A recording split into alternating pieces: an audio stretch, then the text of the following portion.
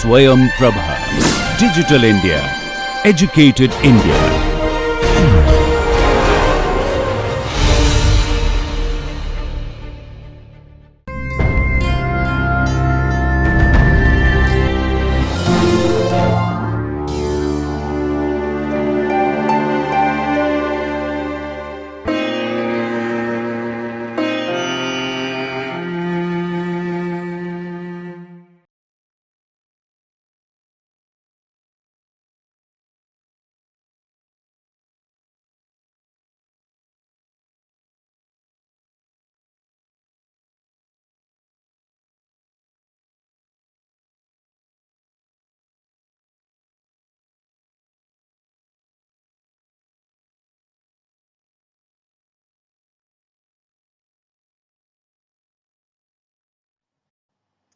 Welcome dear students, dear faculty members.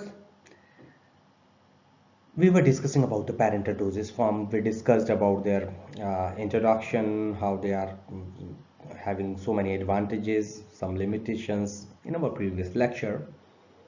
Uh, in this lecture, we are going to discuss some important aspects of production of parental dosage form with respect to various aspects like tonicity and vehicles and all that.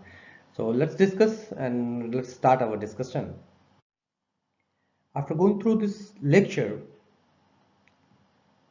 you will be able to understand the important steps involved in the parental production, components of parental formulations, methods of preparations, and properties of water for injection.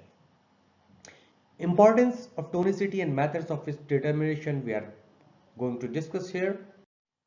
As far as the lesson plan is concerned, we will be discussing the formulation of parentals, the basic steps of parental formulations, the production of water for injection, that with respect to the vapor compression stills, multiple effect stills, reverse osmosis, formulation components like vehicles, aqueous and non-aqueous vehicles, that other added excipients and methods of adjusting tonicity for class 1 and class 2 methods we are going to discuss in this lecture. And these class 1 and class 2 methods are a little bit you have discussed, you might have studied in your plus 2 standard, but we'll be discussing it. So let's start our discussion. Number 1, vehicles for parentals. The vehicles must be sterile, free from presence of any microbial contamination. They must be pyrogen free, free from any particulate matter, and should be isotonic with blood plasma. These are the four major categories, major requirements. These are pyrogen free, sterile, and without any particulate matter, and tonicity adjustment, or you can say being isotonic is utmost requirement. These are the utmost requirements for vehicles for parentals. What are the steps of production of parentals? First of all, first step is cleaning, preparation of bulk products, then filtration, filling of solution, production that product in ampoules and vials, sealing, sterilization, and then QC test, quality control test you will perform. In general, each and every aspect, whether even if it is cleaning, it is not simple cleaning. In the parental perspective, parental manufacturing technology, cleaning is itself a several guidelines are there on the cleaning and cleaning validation, which we will be also focusing on our next lecture. And each and every aspect with respect to the air control, plant layout have got stringent control over various factors and variables involved in the production of parentals. What are the vehicles for parentals? They may be aqueous or non-aqueous. Most commonly, we use water for injection and sterile water for injection as aqueous vehicles for preparation of parental preparation, while for the non-aqueous vehicles, the fixed oils are used. As per the United States Pharmacopoeia, WFI, water for injection, is intended to be used as a solvent for the preparation of parental solution subject to final sterilization. Use suitable means to minimize microbial growth or first render it sterile and protect it from microbial contamination. So water for injection is intended to be used as a solvent for the preparation of parental solution. Number one, got my point? Subject to the final sterilization, and then they can be used. They are used for by the suitable means to minimize the microbial growth, whatever you do for sterilization, or first render it sterile, and it protects it from the microbial contamination. So, sterile water for injection is water for injection sterilized and suitably packed. It contains no antimicrobial agents. Remember, it contains no antimicrobial agent. It is asked many times in the GPAT and other examination, or any other substance. Okay, it is used as a solvent for parentals product such as sterile solids that must be distributed dry because of limited stability of their solutions. It must be packed only in single dose containers of not larger than 1 liter size. Okay, what are the important aspects in this definition? Verbatim definition you must learn. Number one thing is water for injection sterilized and suitably packed. No antimicrobial and other agents are added. Okay, so these are the 2-3 things which you must remember, and it must be packed only in single dose container of not larger than 1 liter size. Okay, non-aqueous vehicles. Now we are discussing about the non-aqueous vehicles. Now fixed oils are used as these kind of non-aqueous vehicles for non-aqueous injections. They are used fixed oils. They are of vegetable origin. They are odorless and have no odor, suggesting their acidity. They meet the requirement of the test. For solid paraffin under mineral oil have a saponification value of between 185 and 200. They have an iodine value between 79 and 128 and meet the requirements of free fatty acid test.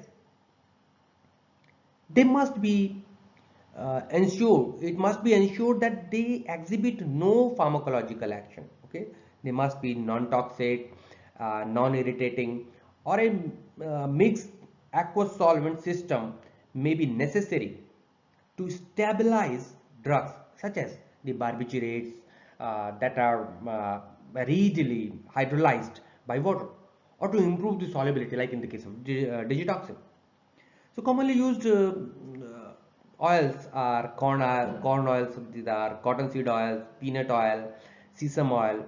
Because fixed oils can be quite irritating when injected, they may cause sensitivity reactions in some patients. The oil used in the this process, the fixed oil must never be administered IV. I never use fixed oils IV. Okay, and it should be restricted to IM use only, intramuscular use only. Okay, the main use of these oils is with steroids, with which they yield products that that produce a SR effect, sustained release effect. Okay, for example, sesame oil. It has been used to obtain a slow release of uh, flufenazine esters given IM. Benzyl benzoate may be used to enhance the steroid solubility uh, in oils if desired. Example of injectable products formulated with non-aqueous solvents are diazepam injections, USP, phenytoin solutions, USP. So these are some things. You can say that again, it should qualify, the fixed oil should qualify for the limits of free fatty acids, iodine value and saponification value, and must not be used in the IV. Okay, may be used in the IM use. Methods of preparation of water for injection may be for a European method, European pharmacopoeia distillation method is recommended, while in the USP and JP, Japanese pharmacopoeia distillation, reverse osmosis and ultrafiltration. These are the 3 methods which are prescribed for preparation of WFI. Water miscible vehicles like glycose, polyethylene glycol, propylene glycol, glycerin, sorbitol, ethanol. These ethanol like ethyl glycol are used in the cardiac glycoside. Glycols are used in barbiturates. If you say that water for injection can be prepared by distillation or by membrane technologies, reverse osmosis or ultrafiltration, what we discussed in the Japanese pharmacopoeia also. The European pharmacopoeia only permits the distillation as the process for distillation only for the production of the WFI, while the USP and Japanese pharmacopoeia allow all these three technologies. For water for injection, it can be prepared by distillation or by membrane technology, reverse osmosis, ultrafiltration, and in the USP, distillation or purification process that is equivalent of superior to distillation. The permissible limits for WFI as per the USP are: number one, for conductivity. Remember this thing, less than or equal to 1.3 micron per centimeter at the rate of 25 degrees Celsius. Conductivity, uh, we have discussed total organic carbon TOC less than or equal to 500 ppb parts per billion. Microbial count less than or equal to 10 CFE colony forming unit per 100 ml. Endotoxin requirement less than 0.25 EU per m. So these are the permissible limits. You must remember, many times it is asked in your GPAT examination of that, and some competitive examination, the limits may be asked. Okay, so do remember these things, do learn these things. Now, steam distillation, you know it very well, very simple. It's a process of converting water from a liquid to its gaseous form. Okay, since steam is pure gaseous water, all other contaminants in the feed water are removed in the process of distillation. Water for injection distillation units, vapor compression stills, multiple effect stills you can see can be done by those two methods. And while in steam distillation there are the simple steps there: boiler is there, refluxer is there, and condenser is there. Okay, so you just have to you know it very well. You have studied in your plus 2 standard also about the steam distillation. So we'll be discussing more on the advanced techniques of distillations. So taking number one, vapor compression still. In this still, or you can say distillation assembly, the feed water is heated to boil by uh, applying an external source of heat. Okay, the vapor produced in the tubes, in these tubes, is separated from the entrant feed water distillant. It is separated from distillant, and from the entrant feed water distillant, when it is separated in the separator and then they are led to a compressor that compresses the vapor and increases its temperature approximately 107 degrees Celsius. It then flows to the steam chest where it condenses again. It condenses on the outer surface of the tubes containing the distillant. Okay, the vapor is thus condensed and drawn off as a distillant while giving up its heat to bring the distillant in the tubes to the boiling point. High electric demand is one of the disadvantages of this method. So what is happening, that whatever the liquid is going up, it is being richer in it is being vaporized, and the current incoming is giving again the energy, and it's a vaporization process, and then it's condensant is collected. So vapor compression stage, by where we are compressing the vapor in this way, and that's why, but the heat, the power demand is high in this method. Okay, now what are the benefits? You can say the low energy consumption is there, no need of cooling water to condensate the pure steam, no need for high quality inlet water is required, no need to pressurize the inlet water here in this method, and it is extremely safe process with no risk of any cross contamination through plant steam or inlet water. There is also a reduced maintenance in this method, vapor compression steam. Okay, now Let's see this beautiful picture in animation. You can see the multiple effects, but we are seeing that they are the compression assemblies, a simple series of single effect still or column running at different pressures where phase changes of water takes place. A series of up to seven, 1 2 3 4 is like seven you can use in series, and first effect is operated at the highest pressure, and while last effect is operated at the atmospheric pressure. So what is happening that whatever the steam entering into the first phase is, you just need a high temperature steam for the first one. Otherwise the steam which is out coming out of the first step is used for heating the second step and so on. Okay. And so by this way we are conserving the energy in such a way that the heat is utilized up to maximum, rather than just going for the condenser. It is being utilized for heating the next step, but the temperature gradient must be higher for these kind of multiple effect for having the maximum output of energy output, you can say energy advantage you want to take. Just you will have to take care that there must overheating must not be there in the initial uh, effects, and the less heating must not be there in the later steps. So this is the multiple effect stills or multiple effect evaporators you might have studied, uh, and we can collect the condensate from bottom of the each of the this multiple effect still, and this gives a very cost effective and energy saving method with the help of multiple effects still. Now the method reverse osmosis. It is a selective reverse permeation of molecules through a semi-permeable membrane separating two aqueous solution of different concentration. A driving force generally of between 200 to 400 psig is required to overcome osmotic pressure and to permeate pure water through the membrane. So reverse osmosis, you might have studied this property as a colligative property in your plus 2 standard. Reverse osmosis is a colligative property. Okay. The molecules, you can see this reverse osmosis assembly. The molecules most difficult to remove are small inorganic molecules such as sodium chloride.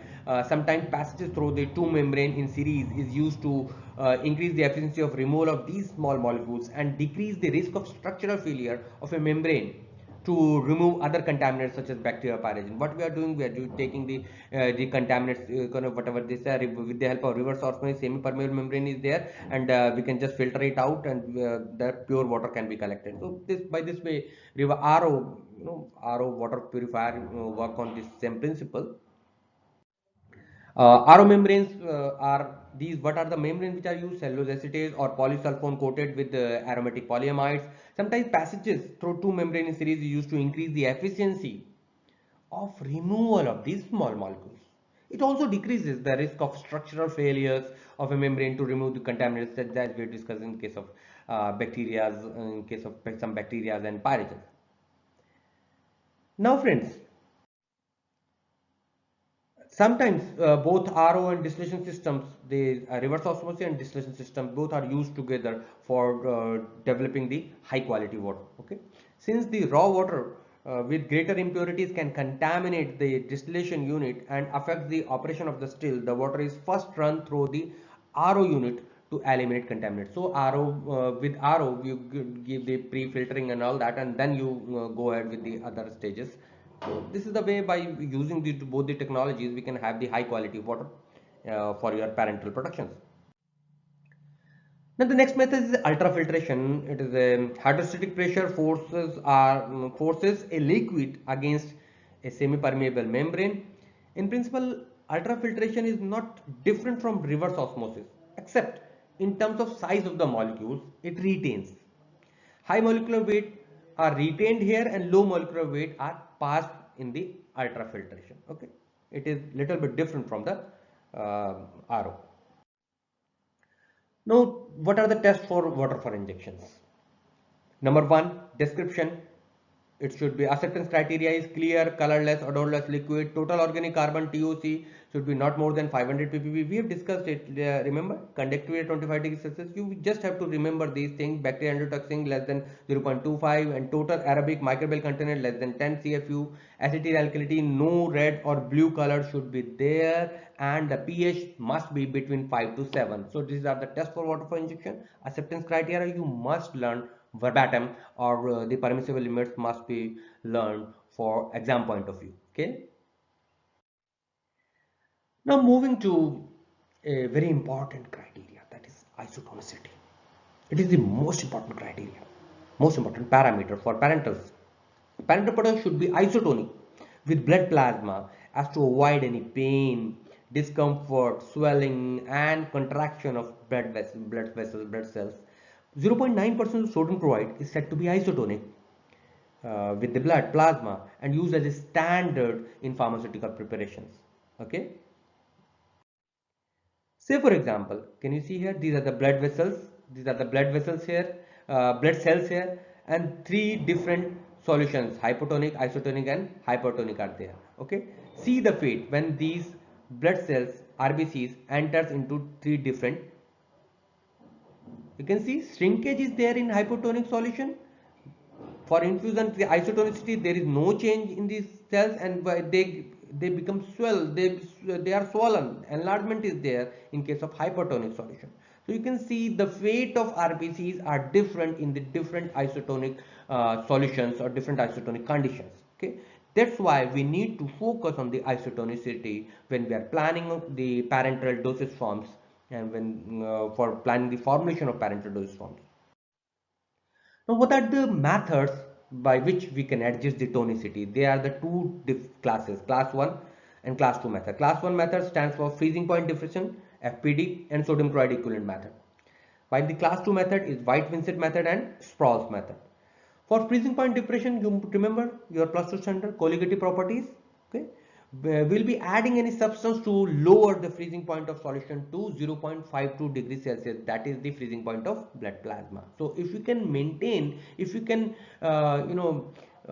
bring down the or settle down the freezing point of both the component, just like the components in the tune of the freezing point of blood plasma, then we'll say that they are both isotonic. Okay, so freezing point of blood and tears both are 0.52 degrees Celsius. So any solution having the freezing point of 0.52 degrees Celsius, or if we can bring about the change in freezing point in such a way that it reaches to the minus 0.52 degrees Celsius, then that solution will be isotonic, then will be rendered as isotonic with that of the blood plasma. Okay, so this is the simple fundamental that colligative properties must be equivalent for isotonic solutions.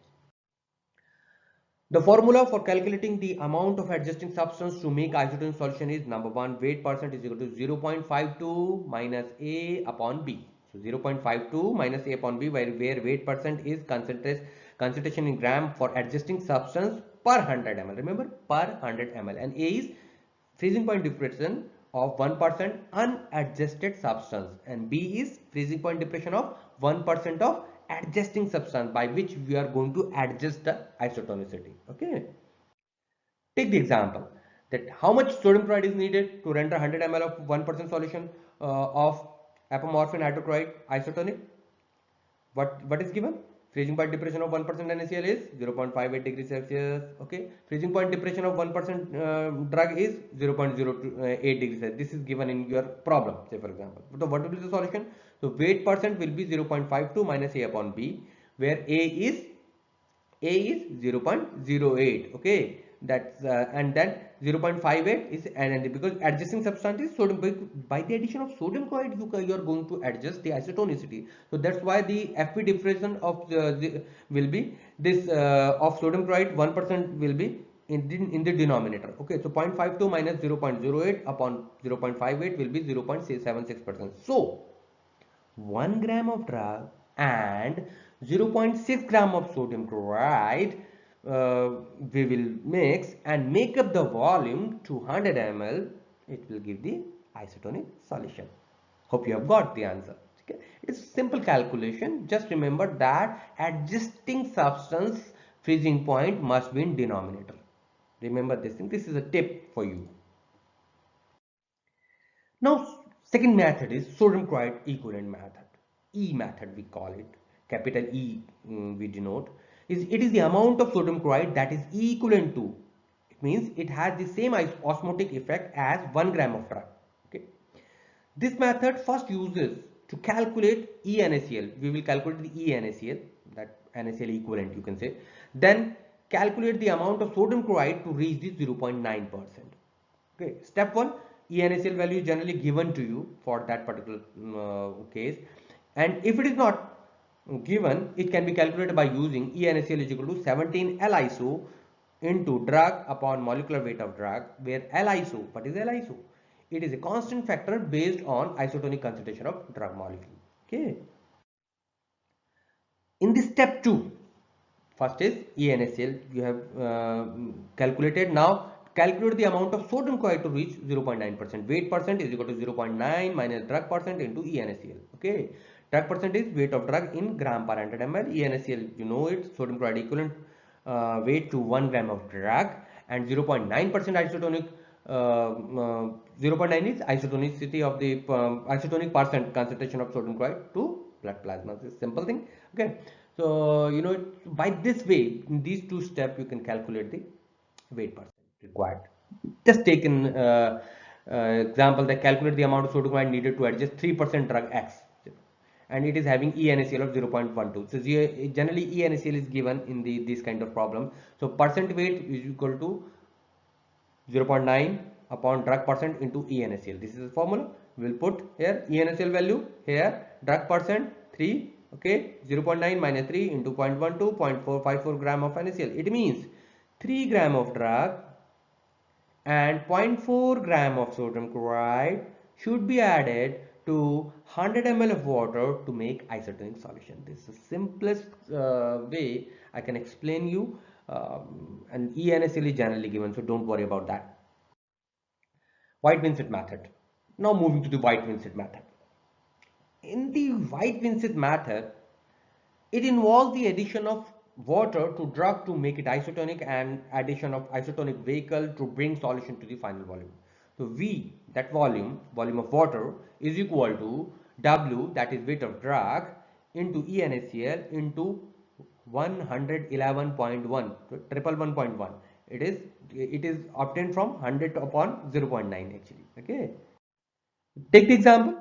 Suppose we are going to prepare the we need to prepare the 30 ml of 1% drug isotonic with body fluid, for which eNaCl is 0.16 gram is given. So 1 gram 100 ml. So if you want to have for the so for 30 ml it will be 0.3 gram. Okay, 1% because 1% you want to have. So amount of NaCl equivalent to 0.3 gram of drug. How will you calculate? 0.3 into 0.16. Okay, 0.16 is eNaCl. So we calculated 0.3 into eNaCl. It is 0.048. So for 0.9 gram, 0.9 gram in 100 ml in case of sodium chloride. So for 0.048 gram, how much ml? You can calculate it, 5.3 ml. So 0.3 gram of drug, 5.3 ml of in 0.3 gram of drug we will add 5.3 ml of water and complete with 0.9% NaCl to 30 ml. We will make it. So by this way we can solve this issue with this method. Now Sprouse method is a modified White-Vincent method in which the total volume is kept constant to 30 ml and the drug concentration is kept constant to 1%. Okay, so upper volume is 30 ml and concentration 1%, you will have to keep it constant. So this was all about the methods. Please do remember the formulas and the equations by which we try to solve the isotonicity adjustment problems. It may be asked in the form of numericals in your examinations, so please do remember. Now moving to some additives. Additives, major categories: antimicrobial, antioxidant. In antimicrobial, benzyl chloride, benzyl alcohol, chlorbutanol, Now benzyl chrome chloride in the usual concentration is 0.09. In benzyl alcohol 1 to 2. Chlorbutanol 0.25 to 0.5. Metacresol 0.1 to 0.3. Butyl parahydroxybenzoate 0.015, methyl parahydroxybenzoate 0.1 to 0.2, and for antioxidant like ascorbic acid 0.01 to 0.05, cysteine 0.1, 0.5, monothioglyrcerol 0.1 to 1, and sodium bisulfite 0.1 to 1, again sodium metabisulfite 0.1 to 1. So these are the percentage, the usual concentration you must learn, in which they show their effect. Other additives include buffers, acetate, citrate, phosphate 1 to 2%, 1 to 5%, 0.8 to 2%. In the bulking agent, lactose 1 to 8, mannitol 1 to 10, sorbitol 1 to 10, glycine 1 to 2. And the chelating agents, salts of EDTA like 0.01 to 0.05. In the protectants, sucrose, glucose, lactose in the range of 2 to 5%, and human serum albumin may also be used as a protectant in the range of 0.1 to 1%. Okay. So these were some major additives. Apart from these, solubilizing agents are ethyl alcohol, glycerol, polyethylene glycol, propylene glycol in the range of 1 to 50%. Surfactants may be of very different kind of surfactant, may be used like polyoxyethylene 0.1 to 0.5%, sorbitol monooleate 0.05 to 0.25%. Tonicity adjusting agent we have discussed, dextrose, sodium chloride you can add. Dextrose you can add in 4 to 5%, and 0.5 to 0.9% sodium chloride is used for the tonicity adjustment agent. So this was all about the additives. Now these are some of the further ratings. As usual, we are giving you, and I like Banker and Rhodes for modern pharmaceutics, specifically for parentals. Please do refer the Banker Rhodes modern pharmaceutics for the parental preparations. Now, dear learners, dear friends, let me summarize whatever we have learned. We learned the important steps involved in the parental productions.